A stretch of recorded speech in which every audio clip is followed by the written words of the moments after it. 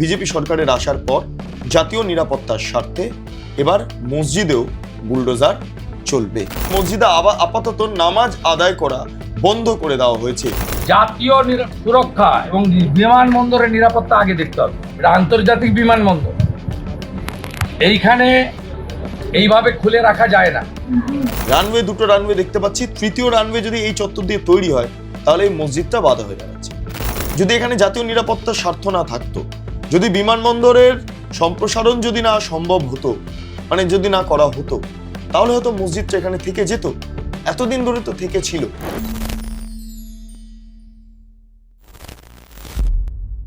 জাতীয় নিরাপত্তার স্বার্থে এবার পশ্চিমবঙ্গে একটি মসজিদে বুলডোজার চালানো হবে। আমরা যে খবর পাচ্ছি আর কয়েকদিনের মধ্যে এই কাজটা সম্পূর্ণ হয়ে যাবে। আপনারা বুঝতেই পারছেন কোন মসজিদ। এয়ারপোর্টের রানওয়ের 2 নম্বর রানওয়ের ঠিক পাশেই এই মসজিদ অবস্থান করছে। 163 মিটারের দূরত্বে এই মসজিদ অবস্থান করছে।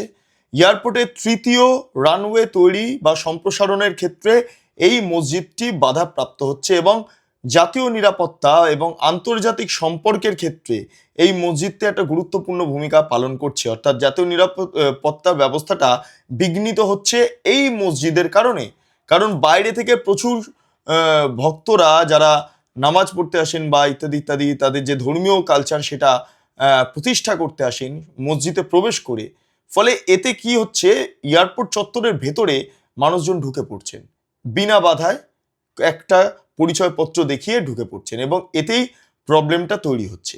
এই নিয়ে বিরোধী থাকাকালীন বিজেপি পরিষদীয় দল শুভেন্দু অধিকারীর নেতৃত্বে, তৎকালীন সময় তিনি বিরোধী দলনেতা ছিলেন, এয়ারপোর্ট অথরিটি অফ ইন্ডিয়ার অফিসে গিয়েছিলেন। প্রায় 1 থেকে 1.5 বছর আগের ঘটনা আপনাদের সামনে উত্থাপন করছি, প্রায় 1 বছরই বলা যেতে পারে।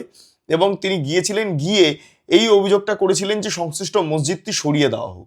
কিন্তু এই মুহূর্তে সরকারে বিজেপি এসেছে, রাজ্যের মুখ্যমন্ত্রী এই মুহূর্তে শুভেন্দু অধিকারী এবং তিনি স্বরাষ্ট্রমন্ত্রীও বটে। এক্ষেত্রে দাঁড়িয়ে জাতীয় নিরাপত্তার ক্ষেত্রে বিমানবন্দরের ভেতরে যাতে কেউ অবৈধভাবে প্রবেশ করতে না পারে বা কোনো রকম লুফল যাতে না থাকে, সেই কারণের জন্য এই মসজিদটিকে সরানোর জন্য একদম সক্রিয় ভূমিকা পালন করছে রাজ্য সরকার। এবং এক্ষেত্রে দাঁড়িয়ে এয়ারপোর্ট অথরিটি অফ ইন্ডিয়াও রাজ্য সরকারের সাথে সহমত পোষণ করে মসজিদটি সরানোর কাজ শুরু করে দিয়েছে। বলা বাহুল্য যে এই মসজিদটি ভেঙে দেওয়া হচ্ছে এবং অন্য একটি স্থানে এই মসজিদটা তৈরি করে দেওয়ার যে পরিকল্পনা তা গৃহীত হয়েছে এবং মসজিদে আপাতত নামাজ আদায় করা বন্ধ করে দেওয়া হয়েছে। এই হচ্ছে আপাতত আপডেট। বলা যেতে পারে যে এবার পশ্চিমবঙ্গের একটি মসজিদে বুলডোজার চালানো হবে, তার কারণ জাতীয় নিরাপত্তার স্বার্থে। এই মসজিদে নামাজ আদায় করতে এসে প্রচুর ব্যক্তিত্বরা তারা ঢুকে পড়ছেন এবং তাতে করে এই টোটাল যে এয়ারপোর্ট চত্বরটা তার নিরাপত্তা বিঘ্নিত হতে পারে। কারণ এটি আন্তর্জাতিক বিমানবন্দর। আন্তর্জাতিক বিমানবন্দর মানে এই কলকাতা বিমানবন্দর থেকে আন্তর্জাতিক স্তরে বিমান ওঠানামা করে। এবার বাই চান্স এখানে প্রচুর ফরেনার্সরা আসেন বা বিভিন্ন গুরুত্বপূর্ণ বিমান, পণ্যবাহী বিমান সেগুলো ওঠানামা করে এবং যদি বাই চান্স কোনো রকম কোনো বাইরের ব্যক্তি এই বিমানবন্দরের ভেতরে ঢুকে নামাজ আদায় করতে গিয়ে মসজিদের অভ্যন্তর থেকে রানওয়েতে চলে গেল এবং কোনো ঘটনা ঘটালো, বোমা বিস্ফোরণ হোক বা মানব বোমা হোক, কোনো একটা ঘটনা ঘটলো, তাতে জাতীয় নিরাপত্তা সংক্রান্ত বিষয়ে সমস্যা তৈরি হতে পারে এবং আন্তর্জাতিক সম্পর্ক খারাপ হতে পারে। এবং সম্পূর্ণ বিষয়টা যেহেতু স্টেটের মধ্যে রয়েছে, কলকাতা বিমানবন্দর স্টেটের জমির ওপর অবস্থান করছে, ফলে এখানে স্টেটের একটা গুরুত্বপূর্ণ ভূমিকা থাকা উচিত। এবং সেই কারণে একজন মুখ্যমন্ত্রী এবং স্বরাষ্ট্রমন্ত্রী হয়ে মুখ্যমন্ত্রী যেই বক্তব্যটা পেশ করছেন তা রাজনৈতিকভাবে হলেও সেটা কিন্তু অত্যন্ত গুরুত্বপূর্ণ জাতীয় নিরাপত্তার ক্ষেত্রে। একবার মুখ্যমন্ত্রী শুভেন্দু অধিকারী কি বক্তব্য রাখছেন একবার শুনে নিন। জাতীয় সুরক্ষা এবং বিমানবন্দরের নিরাপত্তা আগে দেখতে হবে। এই বিমানবন্দরের লোকেশন খুব গুরুত্বপূর্ণ নিরাপত্তার ক্ষেত্রে। চীন, বাংলাদেশ থেকে সব কাছে, এটা আন্তর্জাতিক বিমানবন্দর, এইখানে এইভাবে খুলে রাখা যায় না। বাকি ঠিক আছে, আমরা তো ধর্ম পালনে কাউকে বাধা দিইনি। ওরা তো বলেছিল যে বিজেপি এলে মুসলমানদের তাড়িয়ে দেবে, নামাজ পড়তে পারবে না। তা বকরি ঈদও করেছেন, পশু হত্যা আইন মেনে করেছেন, অসুবিধা নেই। মহরমেও বেরিয়েছিলেন অস্ত্র বাড়িতে রেখে, কোনো অসুবিধা নেই। ভদ্র থাকবেন, আইন মেনে চলবেন, ডিজে থেকে দূরে থাকবেন, নিজের ধর্ম নিজে পালন করবেন, অন্যর কানে গিয়ে ফুফু করার দরকার নেই। সব ঠিক চলবে, সুন্দর চলবে। আর বন্দে মাতরমটা গাইতে হবে। এবং যখন মুখ্যমন্ত্রী শুভেন্দু অধিকারী এই বক্তব্যটা রাখছেন, ঠিক তার পরপরই সিদ্দিকুল্লাহ চৌধুরী তিনি এই মসজিদ সংক্রান্ত বিষয় নিয়ে, তার ইতিহাস নিয়ে সামান্য বক্তব্য রাখছেন এবং গোটা প্রক্রিয়াটার কার্যত বিরোধিতা করছেন। ফলে কি কি ঘটছে না ঘটছে, তিনি কি বললেন না বললেন, একবার একটু শুনে নিন। আমরা দোয়া করব, তারা মসজিদ খুলে দিক, আলোচনা করুক, জোর করে মসজিদ নিলে নেবে। মানুষ বলবে মোদি সরকার মসজিদ ভেঙেছে, শুভেন্দু সরকার মসজিদ ভেঙেছেন, তিনি করছেন এ কথা আমি বলতে পারবো না, এ খবর আমার কাছে নেই। কিন্তু তিনি তো মুখ্যমন্ত্রী, আলোচনার রাস্তা খোলা আছে। ইসলাম ধর্মের মধ্যে বহু বিষয় তাদের অজানা, বল প্রয়োগ করে মসজিদ নিলে মুসলমানের মধ্যে প্রতিক্রিয়া হওয়া স্বাভাবিক। কিন্তু আমি বলবো শান্তিতে থাকবেন, রাস্তায় নামবেন না। শুনলেন সিদ্দিকুল্লাহ চৌধুরীর বক্তব্য। এবার ঘটনা হলো যে এই গোটা প্রক্রিয়াকে কেন্দ্র করে কোনো সাম্প্রদায়িক অশান্তি যাতে তৈরি না হয়, তার জন্য গোটা এয়ারপোর্ট চত্বরটাকে এই মুহূর্তে ঘিরে ফেলা হয়েছে। সেন্ট্রাল ফোর্স দিয়ে সিআইএসএফ, সিআরপিএফ তারা নিরাপত্তায় রয়েছেন এবং যেই জায়গাটাতে মসজিদ তৈরির মানে মসজিদটাকে সরিয়ে নিয়ে যাওয়ার কাজ চলছে, সেই জায়গাটা আপাতত পুরোপুরি ঘিরে রাখা হয়েছে, সম্পূর্ণভাবে ঘিরে রাখা হয়েছে। এই মসজিদটা যেটা আমরা জানতে পাচ্ছি যে 136 বছরের পুরনো বাঁকড়া গৌরীপুর জামে মসজিদ, এটি প্রায় এয়ারপোর্ট তৈরির আগেই এই মসজিদটা নির্মাণ হয়েছিল। যাই হোক, তারপর এয়ারপোর্ট তো তৈরি হয়ে গিয়েছে, এবার এয়ারপোর্ট তো সরানো যাবে না, ফলে মসজিদটাকে সরাতে হবে, না হলে আন্তর্জাতিক নিরাপত্তা বা জাতীয় নিরাপত্তায় সমস্যা তৈরি হতে পারে, এমনটা মনে করা হচ্ছে। যেটা এই মুহূর্তে দেখতে পাচ্ছি যে বিমানবন্দরটি এয়ারড্রোম আকারে ছিল 1962 সালে, পরে বিমানবন্দর সম্প্রসারণ করা হয় এবং সেটিকে সড়কের পাশে ঠিক সরিয়ে আনা হয়। কিন্তু মসজিদটি তখনও এই জায়গায় ছিল, মানে সিদ্দিকুল্লাহ চৌধুরীর বক্তব্য, মসজিদের জমির যে দাগ আছে সেটা 1373 এবং 1928 সালে সিএস রেকর্ড অর্থাৎ ব্রিটিশ আমলের ভূমি রেকর্ড অনুসারে মসজিদটির উল্লেখ রয়েছে। স্বাধীনতার পর 1956 সালে আরএস অর্থাৎ রেকর্ড এবং 1971 সালের আলিয়া রেকর্ডেও মসজিদের অস্তিত্বটি নথিভুক্ত করা হয়েছে। এইসব নথিতে মসজিদের উল্লেখ রয়েছে। ফলে মসজিদটি বিমানবন্দরের আগেই বিদ্যমান ছিল, কিন্তু যেহেতু সেখানে বিমানবন্দর তৈরি হয়ে গিয়েছে, আবারও বলছি বিমানবন্দর তো সরানোর কোনো পন্থা নেই, অত বড় বিমানবন্দর, কিলোমিটারের পর কিলোমিটার জুড়ে রানওয়ে, ফলে সেটা তো সম্ভব নয়। কিন্তু মসজিদটা থাকলে যেটা সমস্যা হচ্ছে, সেখানে ঢুকে পড়ছে কিছু ব্যক্তিরা, তাদের পরিচয়পত্র দিয়ে অনেকে নামাজ আদায় করতে ঢুকছেন, কিন্তু সেখানে এমন কোনো ব্যক্তিও ঢুকতে পারেন বা কোনো ইসলামিক র্যাডিক্যাল গোষ্ঠীর ব্যক্তিত্বরা ঢুকতে পারেন যে ওই মসজিদে ঢোকার পর তারপর সেখান থেকে রানওয়েতে চলে যেতে পারে। এতে আন্তর্জাতিক সমস্যা তৈরি হতে পারে, জাতীয় নিরাপত্তার সমস্যা তৈরি হতে পারে। 1, 2 নম্বর হচ্ছে এয়ারপোর্টের 3 নম্বর রানওয়ে তৈরির ক্ষেত্রে এই মসজিদটি বাধা হয়ে দাঁড়াচ্ছে। নতুন করে রানওয়ে তৈরি হলে তাহলে প্লেন ওঠানামার ক্ষেত্রে বা বিমান ওঠানামার ক্ষেত্রে অনেকটাই সুবিধা হবে, কিন্তু সেটা সম্ভব হচ্ছে না, মসজিদটা অন্তরায় হয়ে দাঁড়িয়েছে। ম্যাপ মোতাবেক একবার দেখুন, এই চত্বরটাতে মসজিদ অবস্থান করছে, এই চত্বরটাতে রানওয়ে, 2টো রানওয়ে দেখতে পাচ্ছি, তৃতীয় রানওয়ে যদি এই চত্বর দিয়ে তৈরি হয় তাহলে এই মসজিদটা বাধা হয়ে দাঁড়াচ্ছে। ফলে রানওয়ে তো একটা নির্দিষ্ট গ্যাপে করতে হবে এবং রানওয়েটা নতুন করে তৈরি করতে গেলে এই মসজিদটার ওপর দিয়ে তৈরি করতে হবে, কিন্তু মসজিদের ওপর দিয়ে তৈরি করা সম্ভব নয়, কারণ মসজিদটা এই মুহূর্তে অবস্থান করছে। ফলে এই মসজিদটাকে সরাতে হবে, সরালেই সম্ভব। ফলে এই মসজিদটাতে এবার বুলডোজার চলেছে, বুলডোজার চালানো হবে। এর সাথে কোনো সাম্প্রদায়িক ইস্যু নয়, আমি আবারও বলছি, এটার সঙ্গে বিমানবন্দর সম্প্রসারণ এবং জাতীয় নিরাপত্তা, যেহেতু এটা আন্তর্জাতিক বিমানবন্দর, তাই জাতীয় নিরাপত্তার স্বার্থে সেখানে মসজিদটাকে সরানো হচ্ছে। আল্লাহর ঘর মসজিদ, বাবরি মসজিদ আল্লাহর ঘর, সেটা শহীদপুরে কি হয়েছে এখন, চুরি চামারি হচ্ছে তো।